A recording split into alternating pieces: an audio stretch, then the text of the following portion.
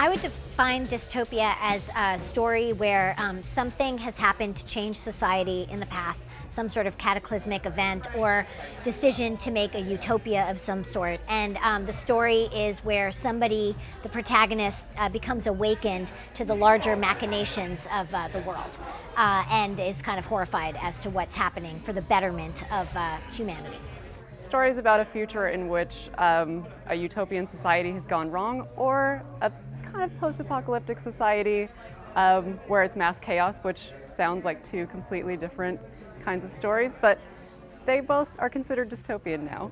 If you think of a utopia as being paradise, a dystopia is the furthest thing from that. So a community or a world where something is terribly, terribly wrong and people are surviving within the restraints, perhaps fighting against the restraints of that. They're using it these days to describe anything that's speculative fiction, and things got bad, so that must be dystopia, when the fact is it had to have been a utopia first. And, you know, I mean, is this utopia? I don't know.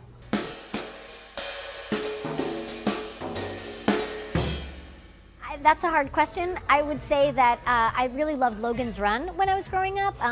That was one of my absolute most favorite books and TV series and movies in the world. I also really love this middle grade series called The Tripod Trilogy by John Christopher. That was a really great one too. So those were my two first ones. It's a novella by Richard Bachman, who's actually Stephen King. It's called The Long Walk. And it's probably the first dystopian story that I really fell in love with. The Road by Cormac McCarthy is one of my favorite novels, which perhaps is more a post-apocalyptic tale than a dystopic tale. But you know, that's kind of getting into how exactly you want to describe it. Perhaps a more true dystopian that I really love is Fahrenheit 451 by Ray Bradbury. It's a classic story and really illustrates that idea of a future world where something is wrong and something is missing, in that case, books. We by Zamyatin, which is it's a Russian novel that it's a precursor to Orwell's 1984. And it's a book that a lot of people don't know about. I didn't know about it for a long time, but it is, I mean, if you read it, it's sort of astonishing that Orwell wrote 1984 and said it was his.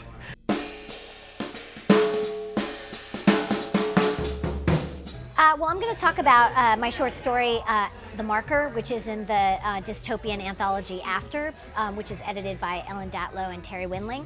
And we each got to pick our own apocalypse and sort of the after effects of that apocalypse.